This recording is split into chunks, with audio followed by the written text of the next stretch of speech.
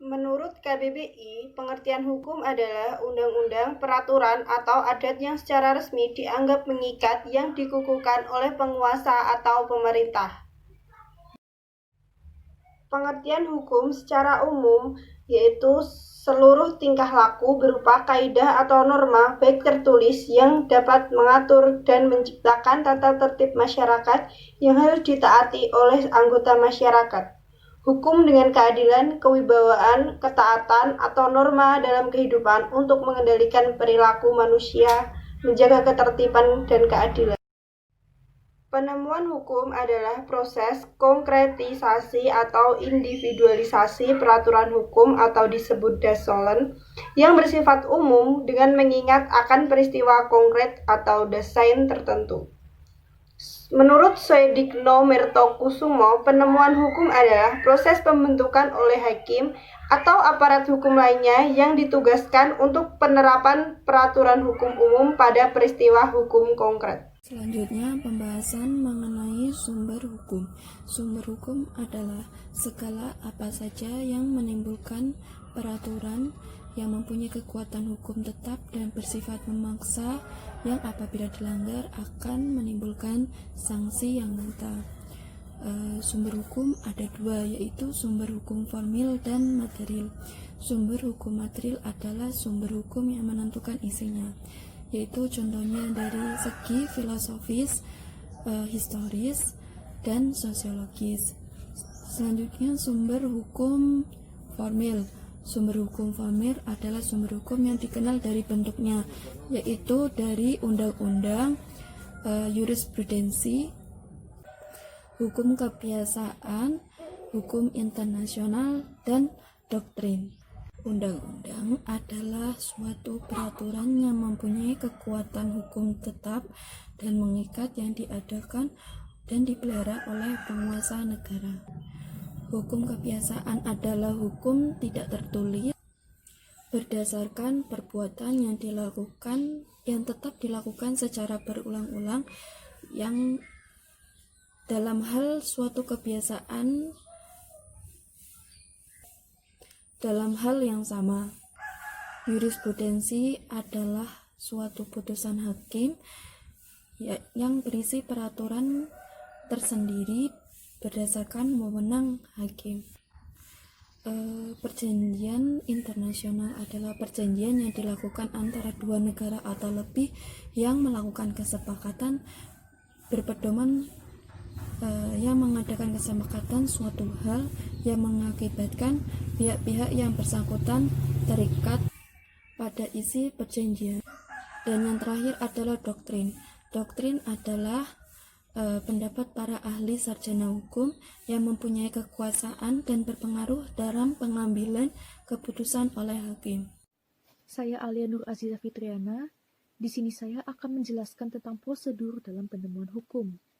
Pada prosedur penemuan hukum dapat dilihat melalui tahap-tahap dalam pemeriksaan perkara perdata. Pertama kali ketika mengajukan gugatan, maka penggugat mengajukan gugatan yang berisi peristiwa konkret, yang kemudian dijawab oleh tergugat dalam jawabannya yang berisi peristiwa konkret pula. Sehingga dalam hal ini hakim harus mengetahui apa yang sekiranya menjadi sengketa bagi para pihak, yakni melalui jawab-menjawab antara pihak penggugat maupun tergugat, sehingga memperoleh peristiwa konkret yang telah terjadi. Kemudian peristiwa konkret tersebut disusun secara sistematis dan dibuktikan kebenarannya. Lalu peristiwa konkret yang telah dibuktikan itu dikonstatasi oleh hakim sebagai peristiwa konkret yang benar-benar telah terjadi atau diuraikan duduk perkaranya. Setelah dikonstatasi atau dinyatakan terbukti, maka peristiwa konkret tersebut harus dicarikan peraturan hukumnya atau dikualifikasi, yakni dicari peristiwa hukumnya dengan menemukan peraturan hukumnya. Pada tahap ini, mulai dicari hubungan antara peristiwa konkret dengan peraturan hukumnya. Untuk menetapkan hubungan antara peristiwa konkret dengan peraturan hukumnya, maka harus dikualifikasi dengan menggunakan pengetahuan serta penguasaan hakim terhadap peraturan hukumnya. Tahap kualifikasi ini berakhir dengan dirumuskan masalah hukumnya. Kemudian dicari peraturan hukumnya untuk diterapkan pada peraturan hukum tersebut. Untuk menemukan hukumnya, maka harus dicari sumber-sumber hukumnya terlebih dahulu, baik melalui perundang-undangan, hukum kebiasaan, keputusan hakim, maupun doktrin. Melanjutkan pembahasan dari Saudari Alia, dalam menafsirkan peraturan hukum, hakim harus mengambil pilihan dari berbagai metode. Seorang hakim mempunyai kebebasan menafsirkan karena seorang hakim tidak dapat menolak untuk mengadili ataupun memutus suatu perkara. Apabila hakim harus mengambil pilihan dari berbagai kemungkinan yang ditentukan oleh penafsirannya, maka hakim harus melengkapi peraturan-peraturan hukumnya dan hubungannya satu sama lain pada setiap penafsiran. Demikian pula setiap putusan menambahkan sesuatu berisi unsur penciptaan, sehingga hakim hanya akan menjatuhkan pilihannya berdasarkan pertimbangan metode manakah yang paling meyakinkannya dan hasil yang paling memuaskan. Kemudian setelah peraturan hukum tersebut diterapkan, maka harus diambil keputusan. Dalam memilih keputusan mana yang akan dijatuhkan, bukan sekedar dipenuhi atau tidaknya prosedur tertentu menurut peraturan perundang-undangan. Akan tetapi, setelah putusan ini dijatuhkan, yaitu dapat atau tidaknya putusan yang akan dijatuhkan ini diterima, baik menurut persyaratan keadilan maupun menurut persyaratan konsistensi sistem. Di sini hakim harus mengadili menurut hukum, sehingga putusannya harus berdasarkan hukum, mengandung ataupun menjamin kepastian hukum. Kemudian terdapat 3 unsur yang harus ada dalam putusan secara proporsional. Yang pertama, kepastian hukum, kemudian kemanfaatan, dan yang terakhir keadilan.